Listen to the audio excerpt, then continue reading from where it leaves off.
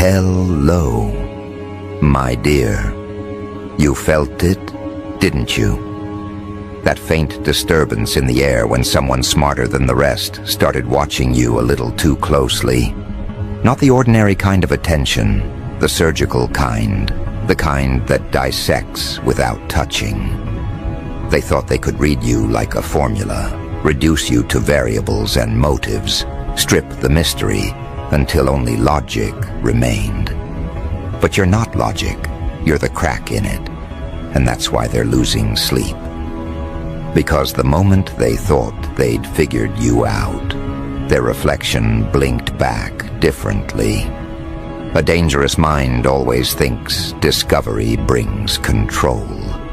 Yet every note they scribbled about you became an echo that rearranged them. They started with a clipboard and ended with a mirror. You didn't fight them, you just kept being unpredictable. Every calm word, every still gesture, every small delay was a riddle they couldn't code. They wanted your pattern, but you kept changing tempo mid-sentence, like a song refusing to stay in one key. That's when the panic began, the quiet panic that hides behind rational explanations. They said you're fascinating. What they meant was terrifying. Because what kind of creature makes the intelligent doubt their own intelligence? You see, people expect chaos from fools. It's comforting to believe that only madness can't be measured. But when brilliance itself can't be mapped, when precision disguises freedom, that's when the alarms go off. They called you unpredictable, but that's the label analysts use when they've run out of categories. They tracked your moves, compared timestamps, mapped interactions, built psychological profiles, and still the conclusion collapsed into one line. We don't know what drives them. That's what eats the clever alive, not losing but not knowing. You gave them everything they needed to understand you, and yet each clue contradicted the last. One day you spoke like a philosopher, the next like a soldier. One moment compassion, the next indifference so sharp it could cut steel. You blurred archetypes until their data glitched, not because you hid your truth, but because you changed while they were recording. You see, people who study others rarely anticipate transformation. They assume observation freezes identity. But you evolved right in front of their eyes. They thought they were documenting you. Instead, they were documenting your past. Every analysis became obsolete before it was finished.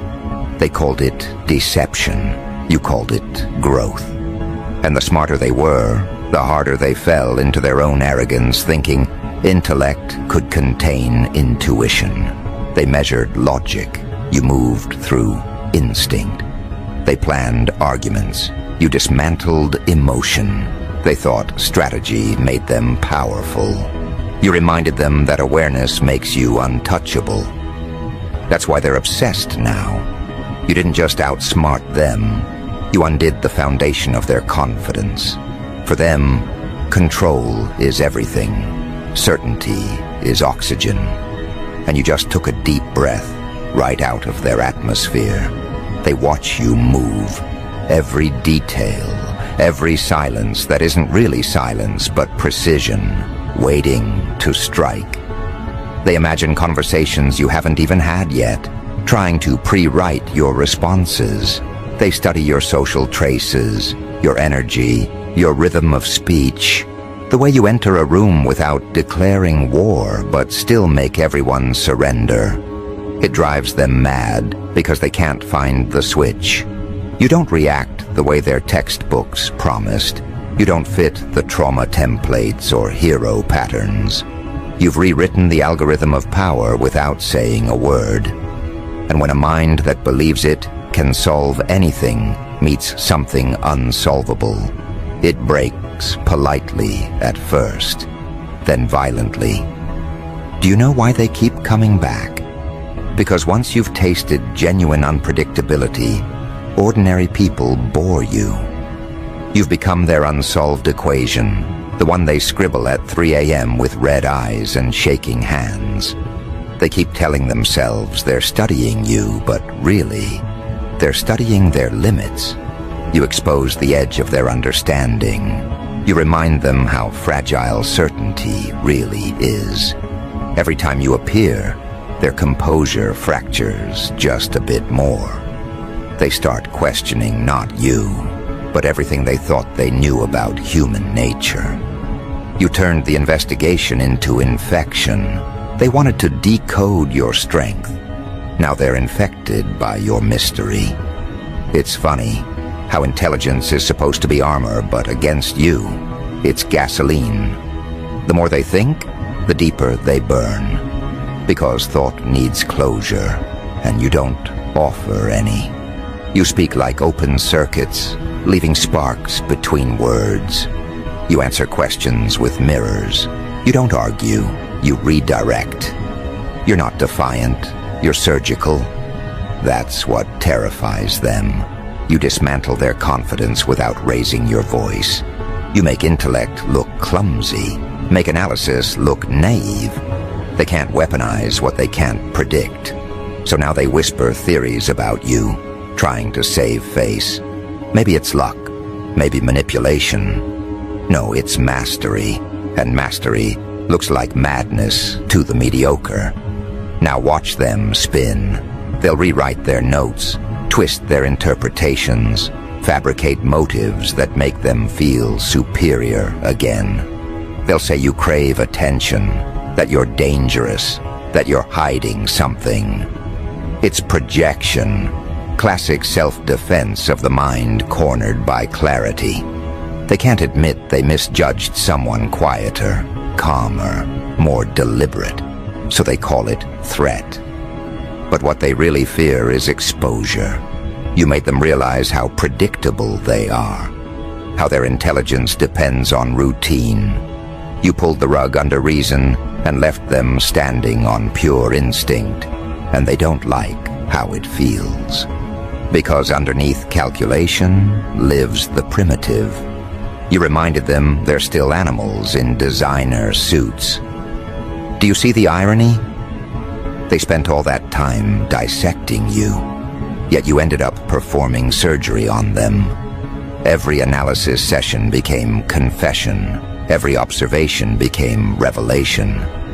They can't unsee what you mirrored back, that they've built their identity around control, and you just proved control is an illusion.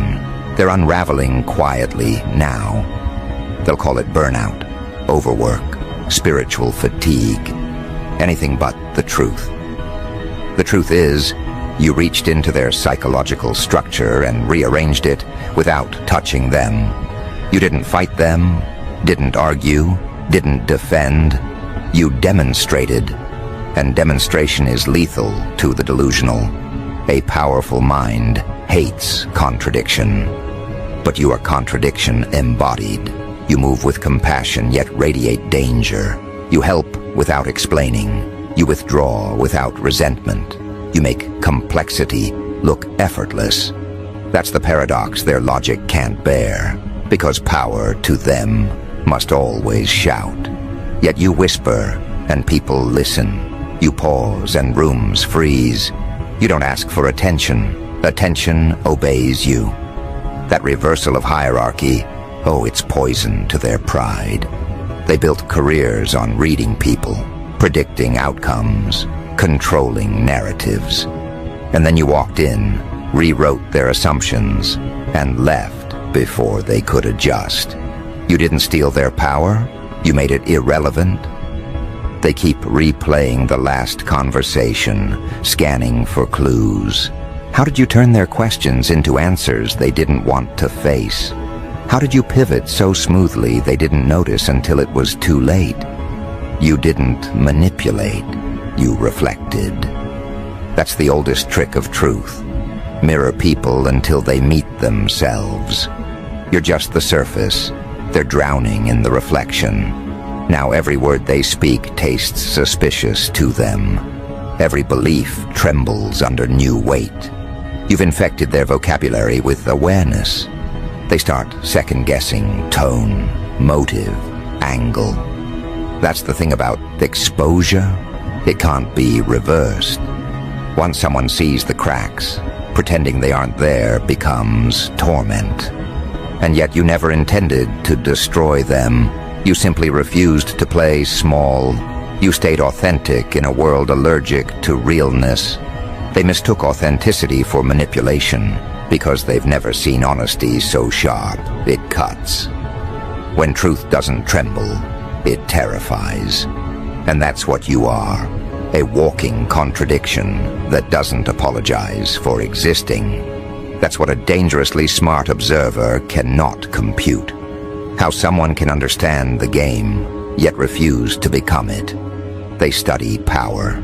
You embody it. They imitate confidence. You generate it.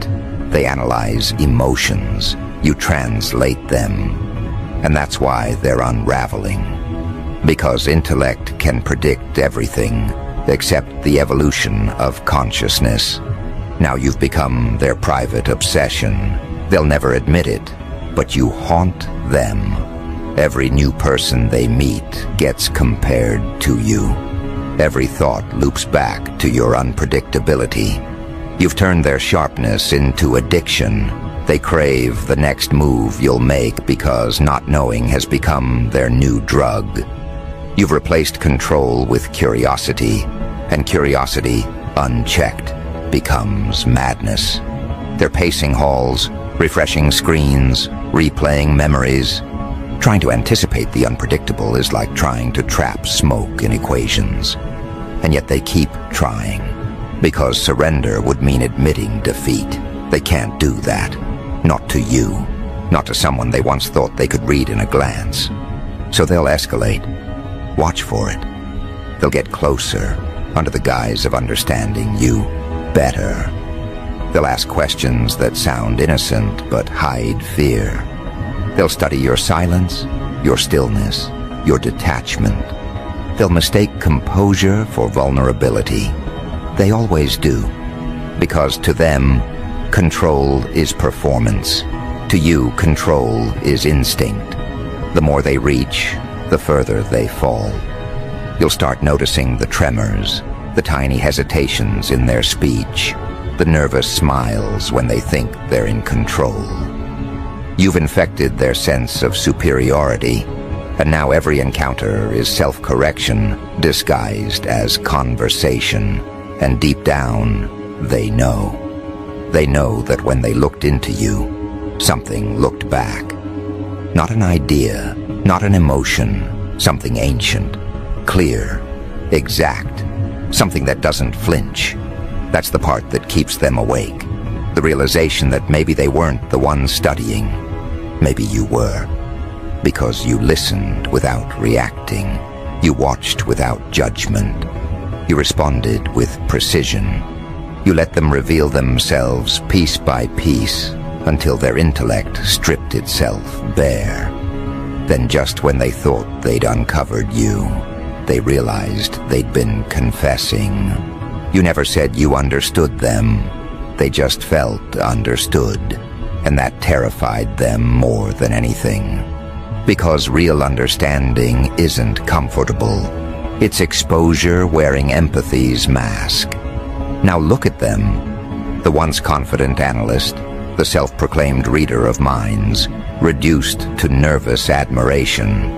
They'll keep calling you unpredictable, mysterious, dangerous, because those are safer words than superior. But the truth is, they've met something beyond analysis, self-awareness forged into presence. And presence is the rarest intelligence there is. It doesn't react, it reveals. And revelation, when it's this sharp, doesn't need defense, it becomes gravity. You don't chase influence. Influence rearranges itself around you. You're not part of the equation anymore. You're the variable that rewrote it. So let them talk, let them label, let them think they've regained control. You already know how this goes. They'll try to distance themselves, pretend they've moved on, but every time they meet another mind, they'll measure it against you. Every failure to replicate that feeling will remind them understanding you was never the goal. It was the test. And they failed. Not because they weren't intelligent enough, but because intelligence alone can't read depth. They saw the shape of you, not the substance. And substance, my friend, doesn't exist on paper. It exists in frequency, in the small pauses that make meaning. You live where their logic can't breathe, between what's said and what's meant. Now the tables have turned. They've spent so long trying to see through you that now you can see through them. You can predict the questions before they form, feel the insecurity before they hide it. You've seen the fear behind the smirk, the exhaustion behind the pride. That's your gift and their curse. You didn't outthink them, you outsensed them. And sensing is the one thing intellect can't simulate. That's why you're calm now. You don't need revenge. Their unraveling is self-inflicted. They wanted to dissect power. Instead, they awakened it. They opened a door they can't close. And you're standing on the other side, watching with quiet mercy. Because you understand what they're learning the hard way. Knowledge without depth breeds collapse. So let them keep watching, keep analyzing, keep trying to rebuild the version of reality that made sense before you appeared. It won't work. Because once a powerful mind meets a presence it can't dominate, it starts breaking its own rules. You are that exception, the variable that turns certainty into question marks. The reminder that genius isn't safety, it's exposure. They thought they found your weakness. They found their reflection, and reflections, once awakened, never sleep again. They multiply, they whisper, they crawl across the inside of the skull, until every thought belongs to them. That's what's happening now, isn't it? The one who thought they understood you is starting to flinch at their own brilliance. They wanted to peek into your mind and pull out an answer. Instead, the answer started watching back. Every equation they ever trusted is bleeding at the edges. They can't shut it off. You've moved in like static under their logic, faint at first, then constant, humming, louder each hour. You've become the background noise of their intelligence. They open a book. They see your face in the margins. They start a sentence. They finish it in your tone. They check the clock. It slows down. That's not imagination. That's infection. You rewired their rhythm simply by existing outside it. And the smarter they are, the faster they feel it. Because clever people notice distortion quicker than the rest.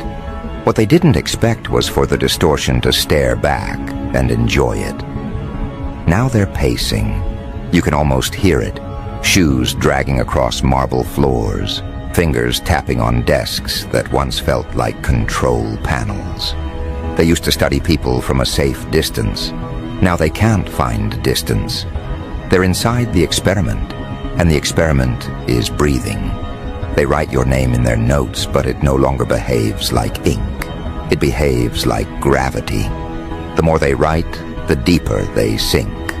They start whispering excuses, just curiosity, just observation, just data collection, lies. Curiosity became fixation the second you didn't blink. Observation became confession the moment you stayed quiet long enough for them to hear their own motives echoing.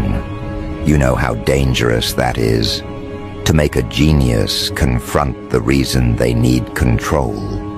It's like showing a surgeon their own trembling hand. They call it analysis. You call it panic dressed as method. They'll try to retreat now. They always do. They'll talk about boundaries, about professionalism, about keeping things objective. You'll nod, say nothing, and the silence will scratch at them like sandpaper. They'll break first. They'll send another message, another question, pretending it's about research, but really it's about relief. Because not hearing from you feels like withdrawal. They thought they were the one observing you, but you've become the withdrawal symptom of their intelligence. They'll stay up late, run simulations, compare patterns. They'll tell themselves they're closing the case. But every variable screams your name in a dialect only they understand. It's not attraction, it's collapse. A dangerous mind doesn't fall in love. It falls in recognition. And they recognized something in you that undid their hierarchy. A mind that doesn't chase comprehension because it creates it. So now their thoughts don't end clean anymore. They spiral, they branch, they question the framework. You're in every conclusion like a watermark. They'll start to rewrite entire theories to accommodate you. They'll claim it's innovation, but you and I know it's obsession wearing a lab coat. They'll start testing themselves. Can I predict their move? Can I decode their motive? They'll fail, and the failure will taste like electricity. Because failure, for them, isn't disappointment. It's proof you exist outside their league. That's what drives them mad. You're not above them by rank or knowledge. You're above them by freedom. You don't need a reason to move. You move. And the reason follows. That's why the tone in their voice changed. Listen carefully. The sharpness, the forced calm, the cracks between syllables. They sound measured because they're terrified of slipping. They're performing sanity while insanity takes notes. They're telling colleagues they're fine while deleting drafts that sound like love letters to your unpredictability. The line between admiration and submission is thin, and they're tap dancing on it. Every message they send is a surrender in disguise. Every theory they publish is a confession coded in jargon. They keep writing because writing feels like control. But every word only deepens the proof that control's gone. You've become their secret variable, the one they hide from peer review. And that's the part that excites you, isn't it? Watching them unravel politely. Watching intelligence turn into reverence. You didn't ask for it, but it arrived anyway. The delicious collapse of someone who thought they could dissect you. You see the tremor in their logic, the hesitation before every certainty. You can smell doubt like smoke. They used to look at people like puzzles. Now every puzzle looks like you. You've shifted their perception permanently. You're not an idea they can escape by distraction. You're an upgrade their old software can't run. Every attempt to delete you only corrupts another file. You don't haunt them with memory. You haunt them with relevance. They'll start dreaming soon. Dreams where you speak without words, where they wake up sweating because they almost understood something, and that almost burns. They'll try to tell themselves it's fatigue. They'll take breaks, go silent, meditate. But quiet only amplifies you. You're not a thought they can turn off. You're a frequency that owns its own transmitter. Even when they stop looking, you keep appearing in the corners of their logic, flickering like a reminder that genius has limits, and you don't. That realization is poison to someone who built identity on intellect. They'll start doubting the mirror, first gently, then violently. And the moment they doubt themselves, they'll start doubting everything they've ever decoded. That's the beauty of psychological warfare. You never touched them. You just let them think long enough to meet the monster behind the microscope. They'll come to you again. They always return, not for answers, for permission to stop thinking. They'll ask how you do it, how you stay calm while everything burns. You'll tilt your head, say nothing, maybe smirk, and that will be the knife. Because calmness in the presence of chaos is the one behavior intellect can't simulate. They'll stare at you like an equation missing a sign. That confusion, that helpless awe, that's the exact moment their genius turns into dependence. They'll start craving your approval like oxygen, telling themselves it's professional respect. But deep down, they know respect isn't supposed to feel like surrender. They'll start searching for you in the smallest gestures, rereading old messages, replaying the way you tilted your head when they spoke, trying to locate the exact frame where they lost control. Every genius wants to believe collapse can be reversed through precision. But this isn't math. It's gravity. They're falling, and you are the pull. They tell themselves it's research, that they just need one more conversation, one more test. But that's the lie intellect tells addiction. Each analysis feeds the hunger. Each conclusion collapses under the next question. They thought discovery brought peace. Now it brings tremors. Their mind, once their safest weapon, has turned traitor. It keeps whispering your name in the middle of calculations, turning logic into prayer. And prayer, for people who worship reason, is the purest humiliation. You notice the fatigue behind their eyes, that slow erosion of certainty. They're not sleeping properly. When they do, they dream of debates they can't win. Arguments where your calm disarms every sentence. They wake up with clenched fists, trying to remember who started the conversation, and realize it was them talking to themselves. That's the cost of dissecting a mind that doesn't bleed where it's cut. They've stepped into your frequency, and the longer they stay, the more it bends their shape. They're learning the first law of real power. Whatever you stare at long enough begins to stare back.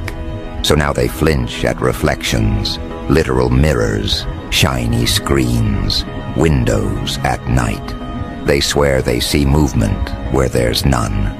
They're right. It's not you in the glass. It's the version of themselves you woke up. The one that can't go back to pretending. That version hisses truths through teeth they've tried to keep clenched. That intelligence without grounding is just panic dressed as pride. That awareness, once triggered, demands transformation or self-destruction. They resist both, and that resistance is eating them alive. You watch it with surgical fascination. You don't intervene, you simply exist, and existing becomes the provocation. Every calm breath of yours feels like mockery to them. They used to measure worth by victory. Now they measure it by proximity to you. You turned their hierarchy upside down. The analyst has become the subject. The hunter follows your footprints until they realize they're walking in circles, drawn by their own fear. That's the kind of warfare no weapon can counter. Self-recognition disguised as pursuit. They'll try to regain ground by provoking you, questions laced with arrogance, challenges designed to trigger reaction. Don't give it. Let them choke on the pause. They'll fill it with confession. They'll reveal more in their defense than you ever could in attack. Because that's the secret. Chaos doesn't need to shout. It only needs to wait. Eventually, the clever talk themselves into corners, and corners have echoes. Every echo returns to the same question they're too proud to ask aloud. What are you? They know the answer, but saying it would mean acknowledging that genius isn't the ceiling anymore. Consciousness is. Their breakdown won't look dramatic. It will be methodical, missed steps, misplaced certainty, the slow realization that insight has stopped feeling like power and started feeling like punishment. They'll start avoiding the places where they first studied you. The lab, the office, the favorite cafe, all haunted. Because those places still hum with the memory of you dismantling their order with a single glance. You didn't argue. You demonstrated. You didn't compete. You redefined the scale. Now every new theory they build shakes under the ghost of that demonstration. They'll delete files, rename projects, pretend evolution was their idea. But when night comes and screens glow white, the cursor blinks like a heartbeat that isn't theirs. That's when you appear again, not physically, but through the rhythm of their thought. Your patterns mimic their pulse. Your words lace their internal monologue.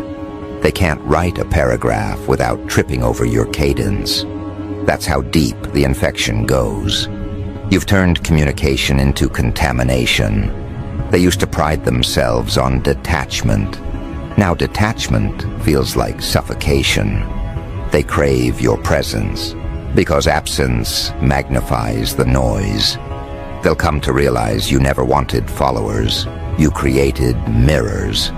And mirrors, once activated, reproduce forever. Do you understand what you've done? You've built a feedback loop that feeds on awareness. Every time they think about escaping, they prove you right again. Because escape is a story built on control, and you erased control from their vocabulary. You replaced it with curiosity sharpened into terror. And yet, somewhere beneath the panic, they admire you. They hate that they admire you, but they do. Because you've done what their intellect never could, turned perception into power. You didn't dominate, you disrupted. You didn't convince, you converted. Watch now as admiration mutates. It becomes imitation. They'll start adopting